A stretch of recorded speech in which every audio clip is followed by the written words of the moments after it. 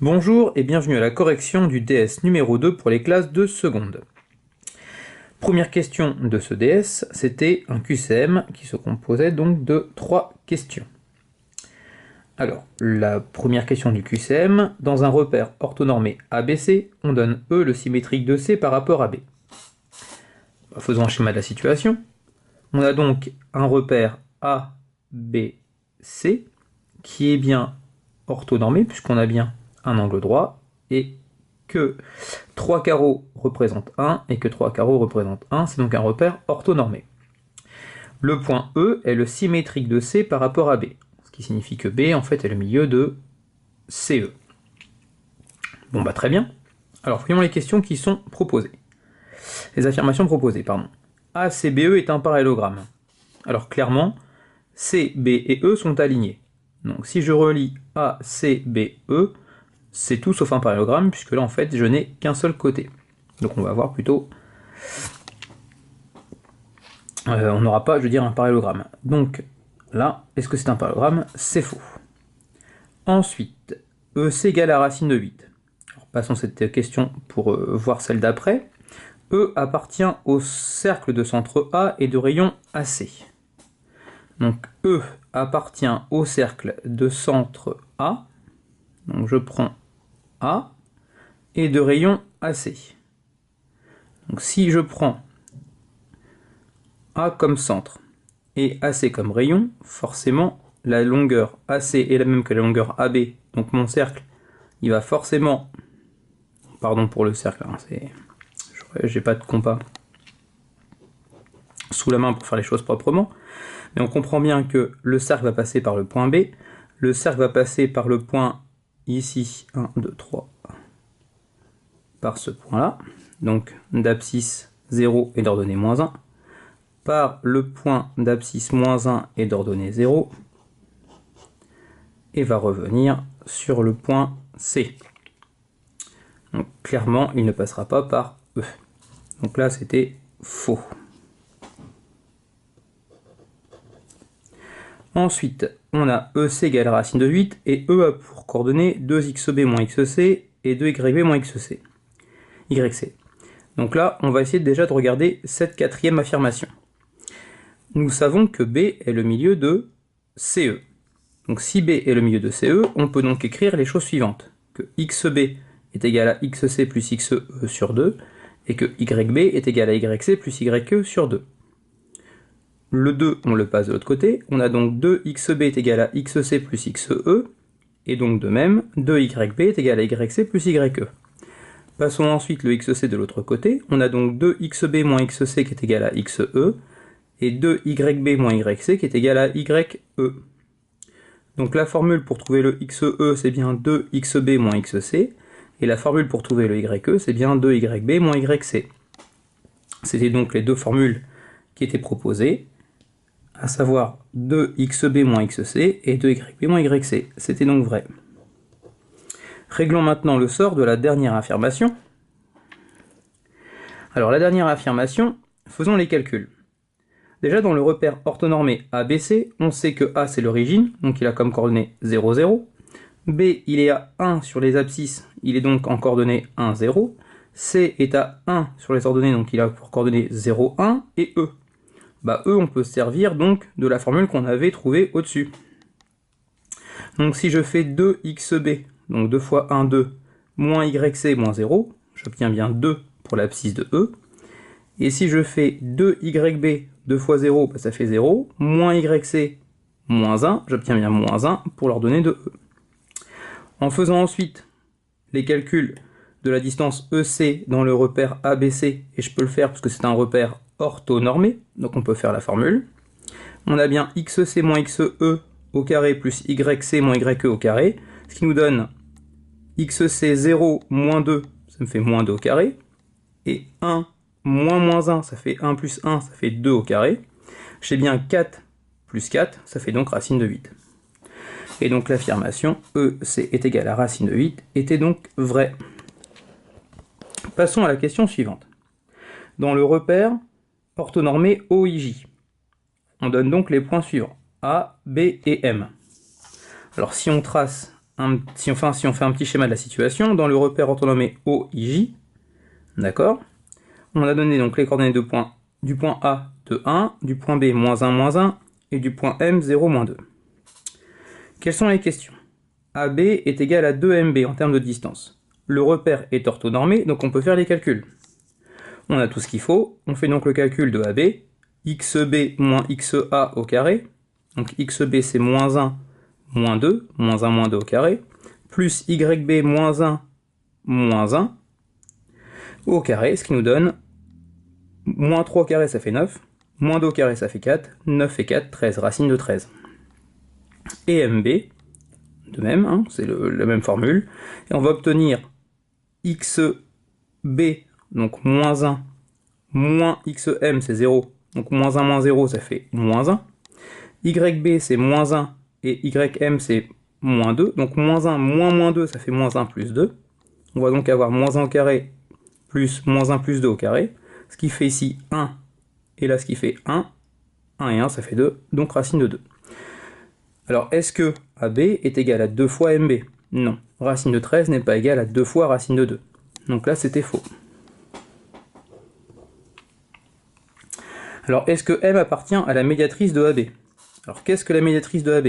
La médiatrice de AB, il faut que je relie le point A au point B, que je cherche le milieu de AB, et que je trace la perpendiculaire passant par ce milieu. Est-ce que ça passe par le point M? Clairement, non.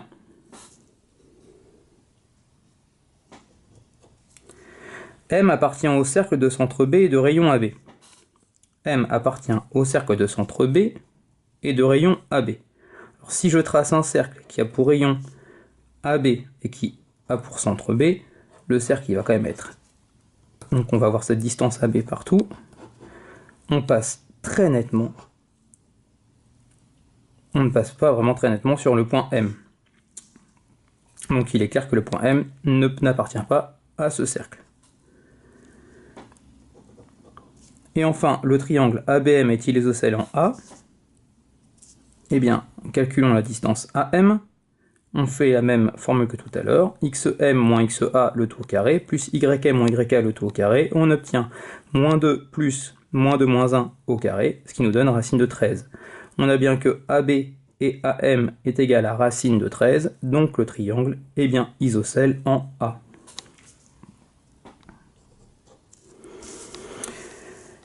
Dernière question du QCM. Alors, on avait le tableau de valeurs suivant, et la question, première affirmation était la suivante. Domaine de définition de f entre 0 et 1. Clairement non. On voit que on peut avoir une valeur pour x de moins 3 jusqu'à 12. Donc là, clairement, on ne va pas que entre 0 et 1, on va au moins entre moins 3 et 12.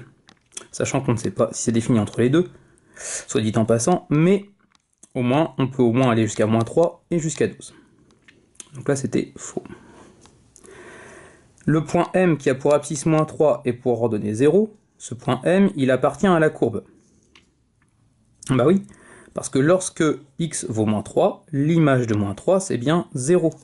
Donc, lorsque je vais me retrouver dans mon repère, lorsque le x va valoir moins 3, l'image vaudra 0. Donc la courbe passera bien par ce point. C'est donc vrai. Seul 5 possède 2 antécédents. Alors on voit bien que 5, il possède 1 et il possède 2 antécédents, mais il n'y a pas que 5. 1 possède un antécédent et 1 possède un deuxième antécédent. Donc il n'y a pas que 5 qui possèdent 2 antécédents. C'est faux. L'image de 5 par f est moins 3. L'image de 5 par f est moins 3, oui. Alors, passons maintenant à l'exercice numéro 2. Donc l'exercice numéro 2, très facile. On vous donne une courbe.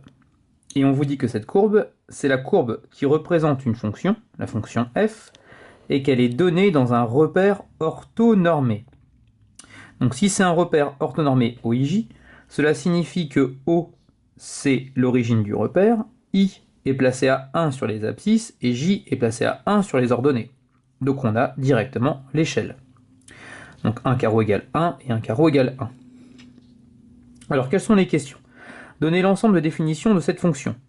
Alors cette fonction, on a un point, ce qui marque l'arrêt, donc la courbe ne continue pas par la suite, la courbe s'arrête ici, et donc ça veut dire que les x pour lesquels le plus petit x qui a une image par cette fonction, c'est le x qui vaut moins 3. Donc moins 3, jusque à x égale 5, et c'est en x égale 5 qu'on a le dernier x qui a une image par cette fonction. Le point marque un arrêt de la courbe. Donc l'ensemble de définition, ça va de moins 3 jusqu'à 5. Et ça se note, ensemble de définition de la fonction f est égal à moins 3, 5. Le crochet est fermé puisqu'on peut prendre le moins 3, et le crochet est fermé puisqu'on peut prendre le 5. Concernant la question 2, il fallait compléter le tableau. Attention, sachant que la première ligne ne contient que des valeurs croissantes de x. Donc on ne peut pas revenir en arrière. Alors lorsque x vaut moins 3, l'image de moins 3 c'est moins 1. Ensuite, on avance. Lorsque x vaut moins 1, l'image de moins 1 c'est 2. On avance. Lorsque x vaut 0, l'image de 0 c'est 3. On avance. Ah, là on vous donnait l'image. Quand est-ce que l'image est égale à 1? Donc là l'image est égale à 3, à 2, à 1. L'image est égale à 1 ici. Et si vous comptez bien les petits points, vous vous apercevez qu'on tombe exactement au milieu, et donc on est bien à 1,5. Ensuite, on avance. Quand est-ce que l'image est égale à moins 1? Donc là on avance, on avance, on avance. L'image est égale à moins 1 ici. Donc lorsque x égale 3. Et ensuite, quand est-ce que quelle est l'image de 4? Et bien l'image de 4 est égale à 0. Voilà pour ce tableau qu'il fallait remplir. On vous demandait ensuite de donner les antécédents de 0 par la fonction f. Alors la fonction est égale à 0 en ce point, en ce point et en ce point. Donc lorsque x égale à moins 2, lorsque x est égal à 2 et lorsque x est égal à 4. Il fallait donc répondre, les antécédents de 0 par la fonction f sont moins 2, 2 et 4. Et enfin, il fallait donner le tableau de variation de la fonction f. Donc la fonction, elle est d'abord croissante, puis décroissante, puis croissante. Il fallait donc bien évidemment faire 3 flèches dans ce tableau de variation. Ne pas omettre de préciser de quoi on parle. On parle d'une fonction f. On peut même mettre variation de la fonction f. Donc de bien dire qu'ici c'est la ligne qui correspond aux antécédents. Et donc de bien préciser en quel x nous avons les changements de variation. Alors la fonction elle est bien croissante entre les x qui vont de moins 3 jusqu'à 0. Entre les x qui vont de moins 3 jusqu'à 0, la fonction elle est croissante. Et elle part dans les images de moins 1 pour aller jusqu'en 3. Donc elle part les images de moins 1 pour aller jusqu'en 3. Ensuite les images elles descendent à moins 1. Les images elles descendent de 3 jusqu'à moins 1 et elles remontent à 2. Et elles remontent à 2. Et tout ça, ça se passe entre les x qui valent 3 et 5. Passons à l'exercice numéro 3. Ah, exercice assez complet. Premièrement, on vous disait qu'on était dans un repère orthonormé. Donc si on est dans un repère orthonormé, on peut donc appliquer toutes les formules du cours, pas de problème. On vous donnait ensuite 3 points avec leurs coordonnées. Puis on vous posait plein de questions. Alors voyons ça en détail. Première question, vous demandez de calculer les distances AB, AC et BC. Alors on rappelle pour la distance AB la formule, xb moins xa le tout au carré, plus yb moins yk le tout au carré, et le tout sous la racine. Et donc si on remplace par les valeurs de l'énoncé, on obtient AB est égal à racine de 2 moins 1 au carré, plus 4 moins 2 au carré, ce qui nous donne racine carrée de 1 au carré plus 2 au carré, 1 plus 4, 5, racine carrée de 5. On faisait de même pour AC et de même pour BC, et on trouvait pour AC racine de 10, et pour BC racine de 5. Alors, ça c'était la première question. Et donc la deuxième question vous demandait quelle est la nature du triangle ABC. Eh bien, au-dessus on trouve que AB est égal à racine de 5, que BC est égal à racine de 5, Donc AB égale BC, ce qui signifie donc que le triangle ABC est isocèle en B. Très bien. Ensuite, ce n'est pas fini. On peut aussi remarquer que là, si on met racine de 5 au carré et si on met racine de 5 au carré, donc là ça fait 5 et là ça fait 5, eh bien on obtient racine de 10 au carré. On observe donc que AB au carré, ça fait 5, BC au carré, ça fait 5, et AC au carré, ça fait 10. Donc ce qui signifie que AB au carré plus BC au carré est égal à AC au carré. Et donc on en appelle à la réciproque du théorème de Pythagore, qui nous dit que si on peut écrire ça, eh bien cela signifie que le triangle est rectangle en B, puisque AC représente l'hypoténuse. Au final, on a un triangle qui est isocèle et un triangle qui est rectangle à chaque fois en B. C'est donc ABC, un triangle rectangle isocèle en B. Poursuivons. On nous dit ensuite que G est le milieu de AC. C'est pas compliqué, on sort notre formule du cours. G est le milieu de AC, ce qui signifie que XG est égal à XA plus XC sur 2, et YG est égal à YA plus YC sur 2. On remplace par les coordonnées, ce qui nous donne XG est égal à 5,5 et YG à 5,5. On a donc un point G qui a pour coordonnées 5,5, 5,5. Passons à la suite. Une fois qu'on a ça, on nous demande de vérifier, en nous donnant la chose suivante, D est le symétrique de B par rapport à G, il faut vérifier que D a pour coordonnées le couple 3, 1. Eh bien vérifions-le. Donc si D est le symétrique de B par rapport à G, ça signifie donc que G est le milieu de BD. Hein, D est le symétrique de B par rapport à G, donc G est le milieu de BD. On sort donc la formule qu'on vient d'appliquer précédemment. XG donc est égal à XB plus XD sur 2, et YG à YB plus YD sur 2. Sauf que XD et YD, on ne les connaît pas. Bah c'est pas grave. On sait que XG c'est 5,5, on vient de le calculer. XB c'est 2, et on laisse l'inconnu. De même, dans l'autre équation. On a donc 5 sur 2 est égal à 2 plus XD sur 2. En passant le 2 de l'autre côté, on a bien 2 fois 5 sur 2, il nous reste donc 5. On peut aussi raisonner de la manière suivante. J'ai quelque chose sur 2 est égal à quelque chose sur 2, ce qui veut donc dire que les deux numérateurs doivent être égaux. Après, à partir de là, c'est vraiment plus compliqué du tout. Le 2, on le passe de l'autre côté. 5 moins 2, ça fait 3. XD donc égal à 3. Et 5 moins 4, ça fait 1. YD donc égal à 1. On a donc montré ce qu'il fallait faire. Enfin, question finale. Donner la nature du quadrilatère ABCD. Alors, on fait toujours un petit schéma à côté pour bien voir l'ordre des lettres dans lequel l'ordre des lettres donc du quadrilatère, et c'est bien A, B, C, D. À partir de là, on sait que les diagonales c'est AC et BD.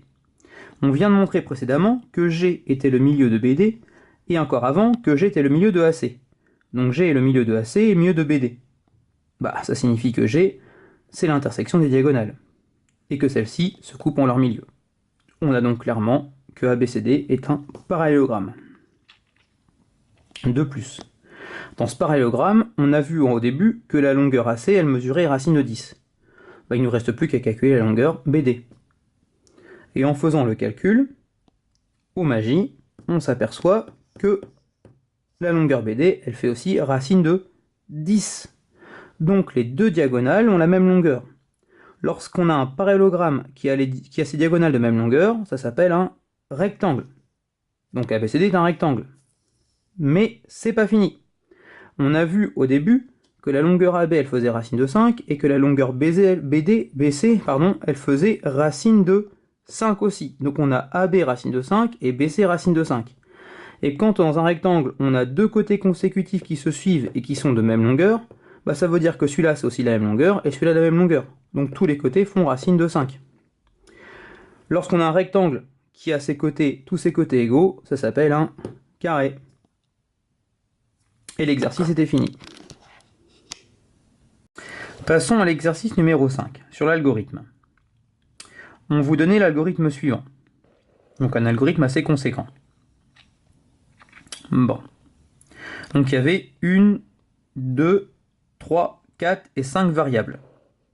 XA, YA, XB, YB et AB. là, je pense qu'il faut être assez malin. XA, YA, on suppose que ça va correspondre aux coordonnées du point A, XB, YB aux coordonnées du point B, et AB à la distance entre A et B.